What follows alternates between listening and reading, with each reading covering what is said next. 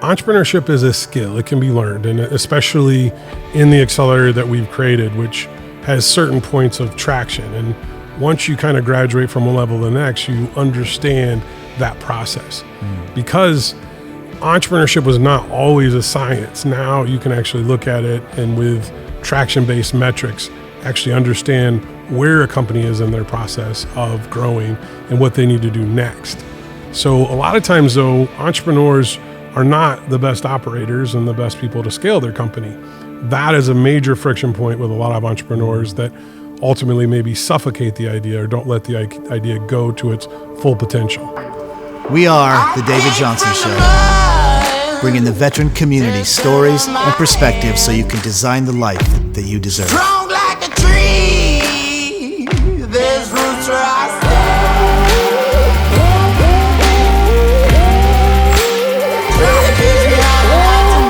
Thank you for joining The David Johnson Show here at our Phoenix studios. Today we have Aaron Baer. Thanks for joining us. Thanks, David. You know, there's a running joke on the show. I only have two things to do. I got to introduce the guest and kind of steer the conversation. And this can go so many ways because today we're going to talk about entrepreneurship and innovation. And with your vast experience, there's a lot we could talk about. But I understand you're doing great things for veterans here in Phoenix, specifically around entrepreneurs. There are a lot of entrepreneurs in the veteran community. So kind of kick us off and start us along that path.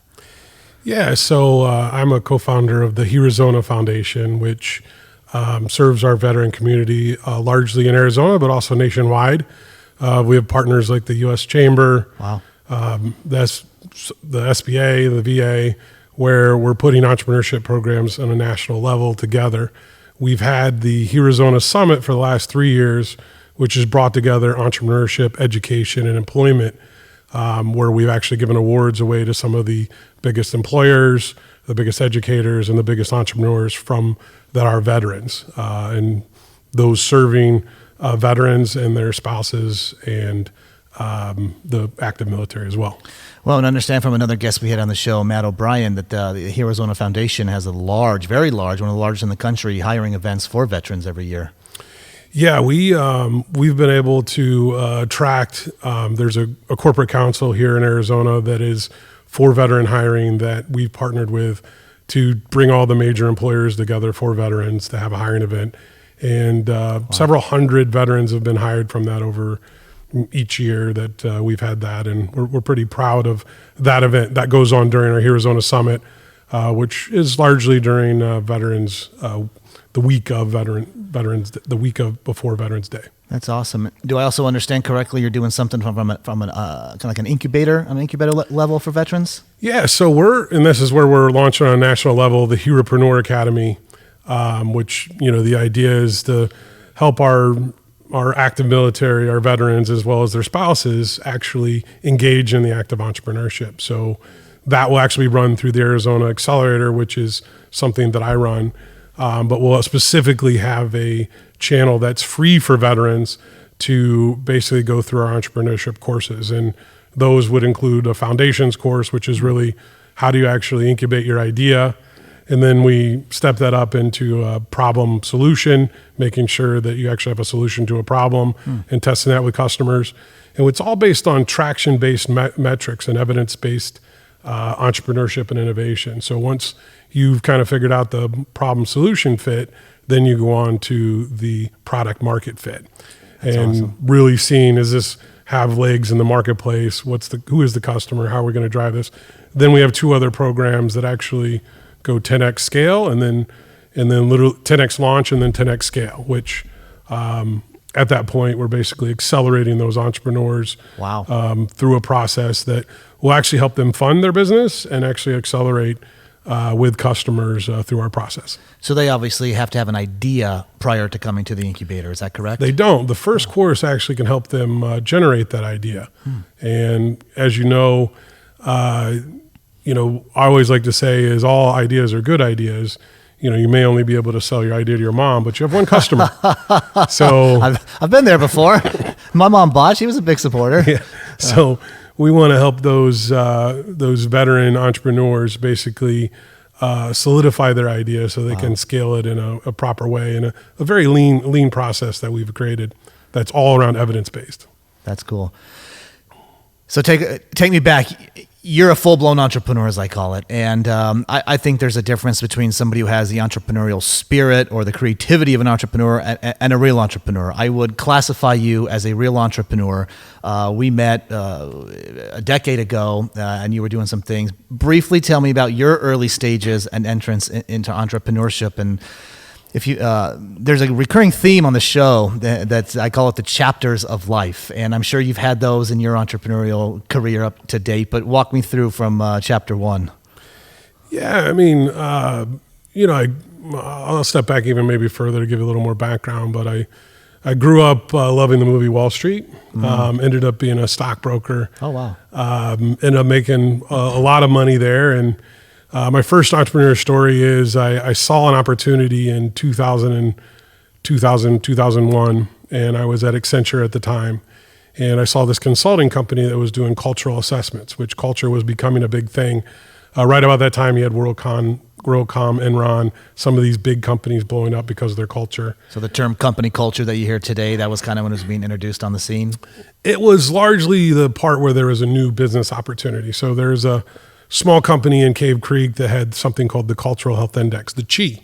And two ladies that were business partners, I went to them, I said, hey, don't pay me anything, pay me 25% on all my sales and give me 10% ownership for every $500,000 of your company that that I can create. Interesting. And at the time they were only doing 250,000. So it was a pretty easy decision for them to say, well, yeah, we'll do that. And within 6 months, I'd created $2.5 million in revenue and owned 50% of the company to largely have to be bought back out. And that was the start of my entrepreneur journey. Is really started with sales, which is, I think, the lifeblood of entrepreneurship.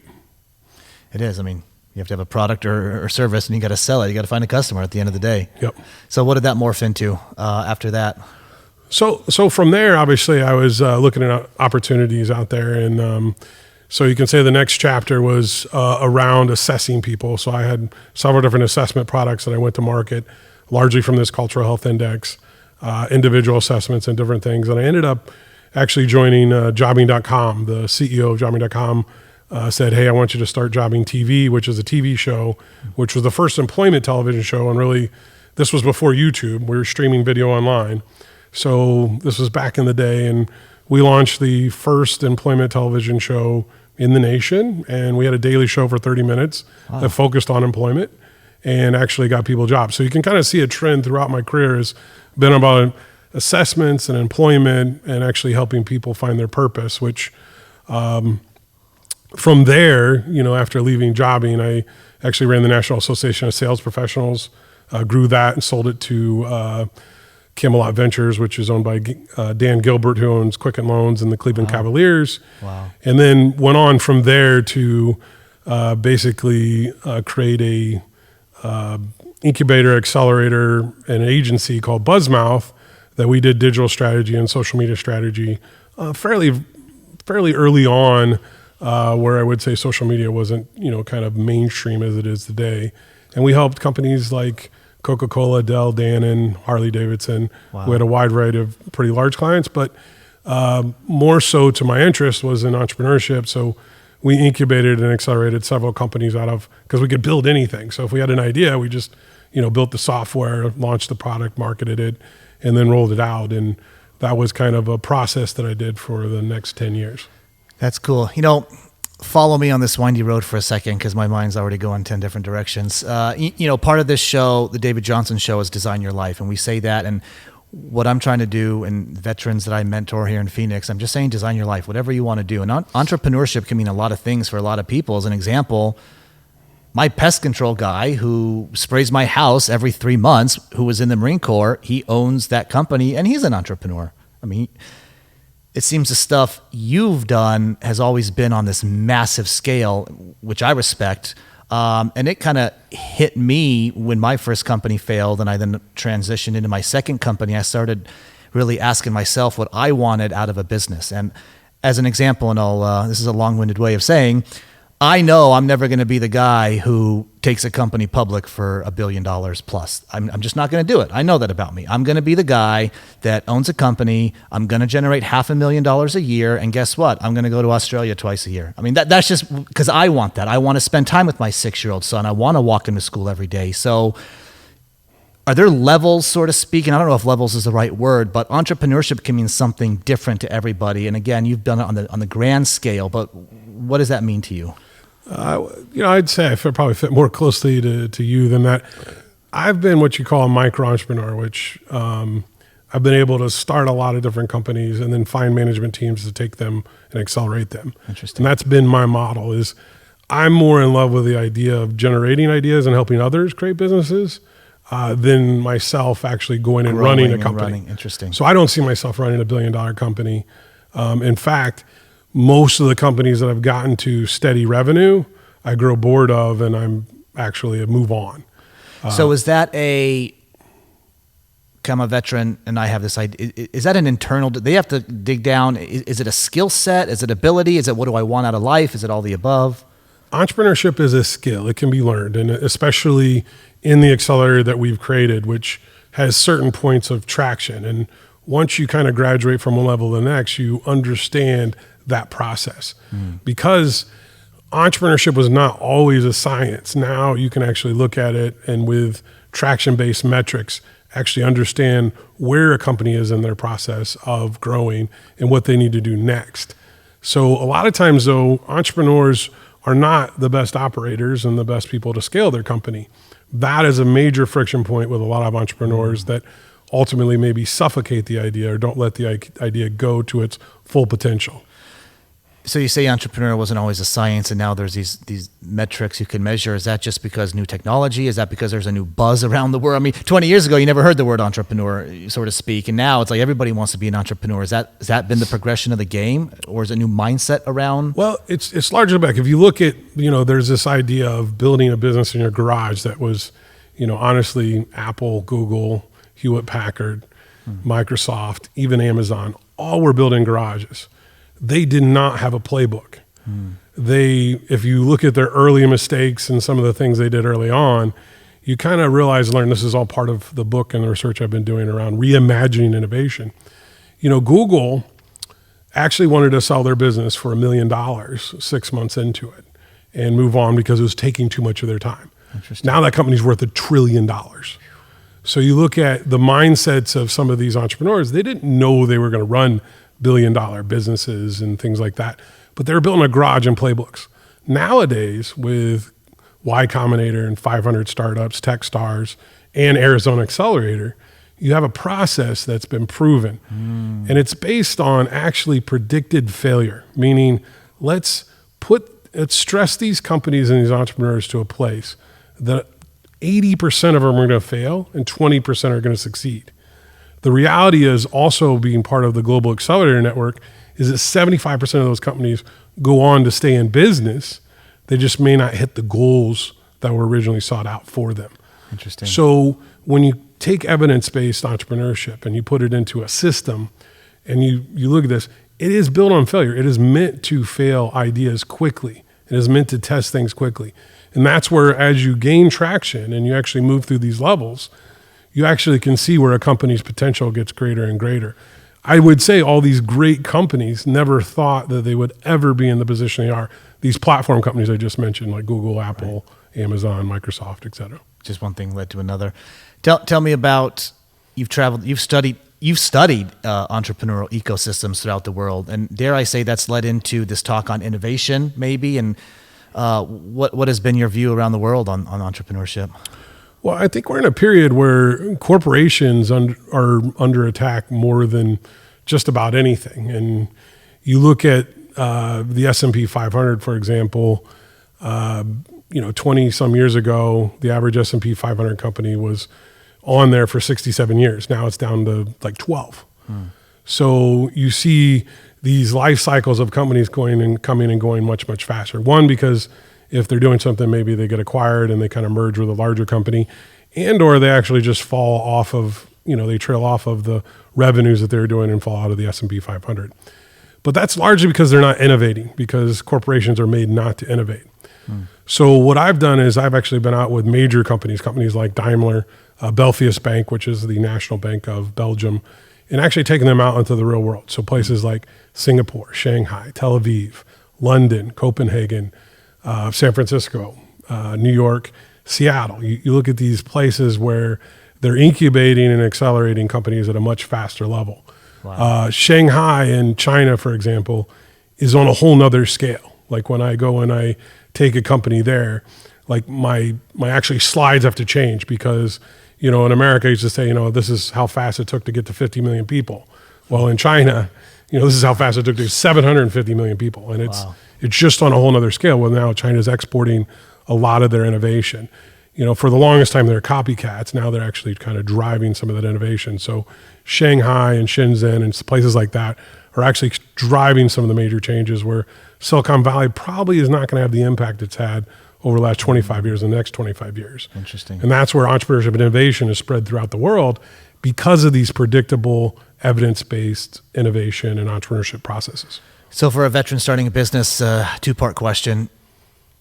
And the veterans you work with that start companies, do you see a similar mindset? Do they bring value and assets to the table that will help them get a business off the ground? So statistically, veterans are twice as likely to be successful in entrepreneurship. So the fact is when I look at the veterans that we work with and have worked with in the past, they understand how organization works. They understand how to make decisions. They understand how to move things forward. They understand projects. And if everything's in a project in the world that I live in, you take a veteran and you move them into a system that very much has rules. And here's how, here's what you need to do to accomplish those goals. And once you accomplish them, then you go to the next stage. Veterans succeed very well in that. And that's where, candidly, as you look at veteran companies, they also hire lots of veterans, which then drives, veteran employment and drives veteran success. So the HeroZona Foundation, one of the goals of that is, I'm a co-founder of that, is, really to help in entrepreneurship is how do we actually help veterans find their idea and actually move in that. We've even partnered with the International Franchise Association, and they have a veteran area where we have over 600 opportunities of franchises that we have special opportunities through our accelerator that we can put these entrepreneurs in the franchises with discounted and or free basically opportunities to move into the franchise system. That's a big deal. We got to tell veterans where to find that here at the end of the show.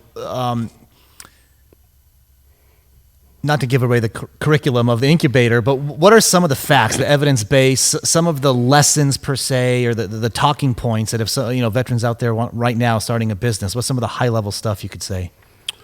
Well, I think it's important to focus on building a business model where everything runs through one business model. Candidly, when you look at companies like Twitter and different companies, they've always been kind of beat up by the press because they haven't had a business model. They've had a hard time finding it. And candidly, that's been one of their issues. Take LinkedIn, for example. They make all their money off of about 1% of the people that are at LinkedIn. And they're either recruiters, salespeople, or people looking for a job. So they have these three areas and they have job postings as well. Interesting. 99% of it's free. And they've created one of the world's largest business networks. But they've focused on that 1% of actually providing value for them. And now they are probably the number one recruiting tool for most recruiters in the country because you have the profiles and data of just about every person that's in the workforce. Wow. So with that, LinkedIn's changed the model where 99% of what they do is basically just, free. And they're making their money off of, just a select few. Plus they have, some ads and different things. But, candidly, that is a business model that they focused on something and how to make money. Other business models, a lot of companies lose track of it and say, hey, we'll just, let's grow this a ton and then someone will acquire us or, we'll move to the next level. That's really not the right process. You need a revenue stream. And I would suggest like the business model canvas and the lean canvas are two tools that very young companies should actually play with and iterate on. Do you go through that in your incubator? Yeah, we do. Awesome. It's one of the processes. I get asked this a lot. I get a lot of veterans, and candidly, I was like this. This happened last week. I couldn't make this up. He said, I really want to start a business. I just don't know what to do. And I said, well, shit, I don't know how to answer that. I mean, you got to find something that you like to do, or like you said, find a problem and try to create a solution. But what's your response? And if somebody said, hey, I want to start a business, I just don't know what to do. Well, we have a free course at Arizona Accelerator called Innovation Foundations, and it's all about innovating yourself and your purpose and passion. And the reality is the most successful entrepreneurs, and this is also kind of another thing that entrepreneurs do, is they don't like to tell other people they got this secret idea. Well, I've been entrepreneur in residence at Arizona State University, Thunderbird, Arizona Commerce Authority, and even Singularity University in Silicon Valley at NASA Ames campus. And during all that and seeing thousands of people that wanted to start businesses, the reality is none of them had an idea that needed to be secret. The people that are going to be successful are the ones that share it. Right. And the reality is they're going to be more passionate about their idea. Yeah. And the other reality is whatever you think is unique or that's never been done has been done. And there are probably 10 other people in this world working on the same idea. And that you can kind of see in the accelerator networks is, you see all these people. I've had trends of people that come into my office and say, I got this unique idea and it's this. And then the very next person that goes in the office has the exact same idea. So you see this trend is whoever is going to make it is going to have the most passion towards that idea and work to be most successful. So it's all about execution and it's about perseverance. It's about, doing that against, all the obstacles that'll show up and being an entrepreneur. It's being able to stay with that so that you overcome those things. I like it. Talk to me a little bit more on the innovation. I know you're writing a book on it. A little bit more on what that means, and is that only for these larger companies, or how does a smaller company innovate and grow? No, small and large. Do it for pretty much the same today. And I think there are one thing that's been proven is that there's exponential innovation models, and part of Singularity University is all how do we work on the things that'll impact 1 billion people. It gets you a different mindset when you start saying I will or will not work on something that has 1 billion people. Larry Page actually has a quote in a documentary that I was one of the executive producers of the university, and he starts out the whole movie, and he says, I literally go up to entrepreneurs and are you working on an idea that'll impact 1 billion people? Yes or no? Huh. And if it's no, he's not interested. Interesting. And if you think about that for someone that wanted to sell their business for $1 million and then now is a $1 trillion company, basically making a bigger impact than any other company because almost everyone in the world uses Google at some point during the day.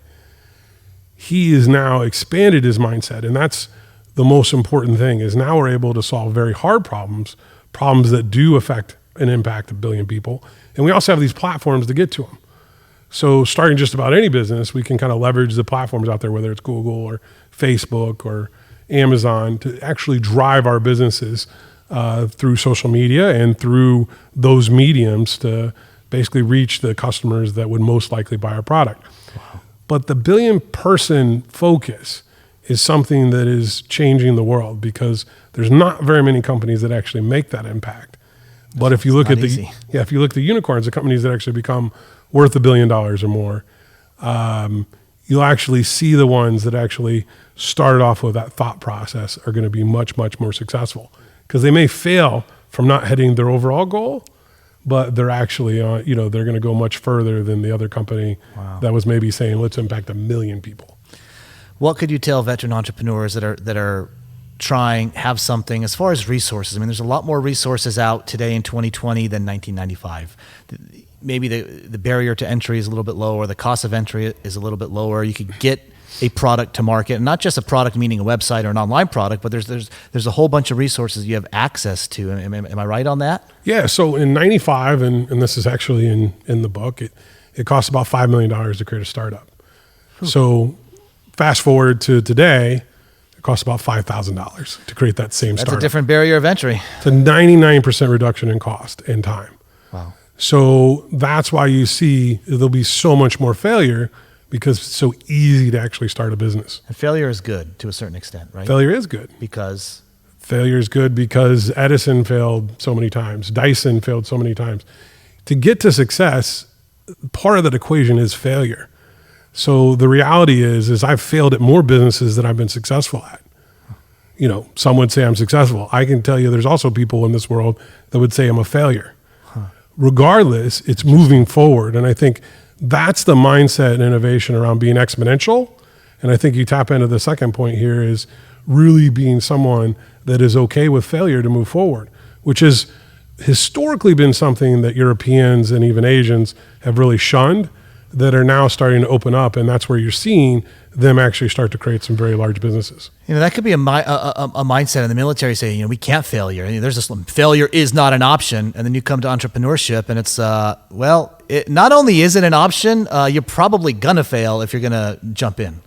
Yeah, well, but I think it's the persistence and willpower of veterans to overcome failure.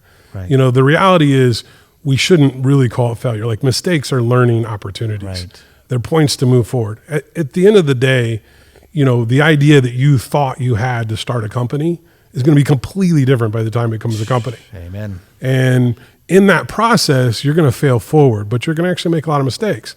The more mistakes, the faster, and the reality of what an accelerator has done and evidence-based innovation has created is the faster you fail, the faster you actually reach success.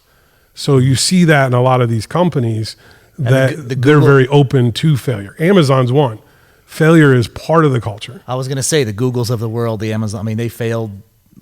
They persevered and kept going, but they failed their way to the top. Google has, it's now gone over 200 companies that they've closed down that they actually have invested in and started and actually build up and said it's not worth actually moving forward with these because they're not going to make a big enough impact for us. Interesting. So failure is part of it. Take Jeff Bezos. He had I don't know if you remember, the Fire phone was one of the biggest phone failures ever. Is they launched, and within 6 months, I think they spent $500 million. I don't know exact number, but within 6 months they took it off the market. So it was a huge failure. But that failure led to the same team actually creating Alexa, which now is a huge success. Interesting. And has taken Amazon to a new place and actually created voice-activated artificial intelligence for the world. Wow. And has forced Google and Apple and other companies to create products like it. Wow. And really play catch-up, which they're still playing catch-up. So passion, fail quickly, design your business model, some of the things, and wrap this up one last time, because I'm going to support this as much as I can in Phoenix. For the veterans here in Phoenix, I know a lot of them. Are there dates coming up? Where can they learn about this incubator? Is there an application process? How do we get involved? Yeah, so our foundation is HeroZona, HeroZona.org, and you can find some information out there. We're also the Arizona Accelerator, which ArizonaAccelerator.com you can go to. You can sign up for a free course there. So there's, beyond that, there's, a whole community in Arizona, and that's where I would support the whole entrepreneur community. Is our goal of the Arizona Accelerator is to actually graduate people out into places like Coplex, other incubators and accelerators out there. I see Arizona as at a pivotal time where our growth and our entrepreneurship community has come to a place that is actually going to start creating very scalable, exponential entrepreneurship businesses. And I want to be fully behind that, helping veterans do that, as well as every Arizonan have the opportunity to create these businesses with the knowledge that I have and all the failures I have, all the mistakes I've made.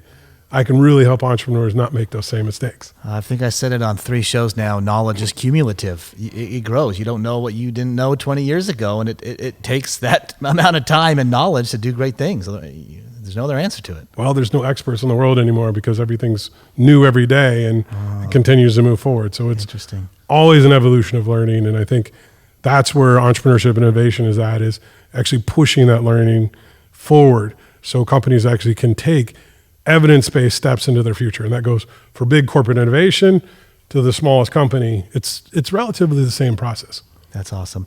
Aaron, I can't thank you enough, man. Thanks for coming on the show. I look forward to following up and being involved in any way I can. Anything I can do to help, please let me know. Look forward to working with you, David. Thank you. Thank you.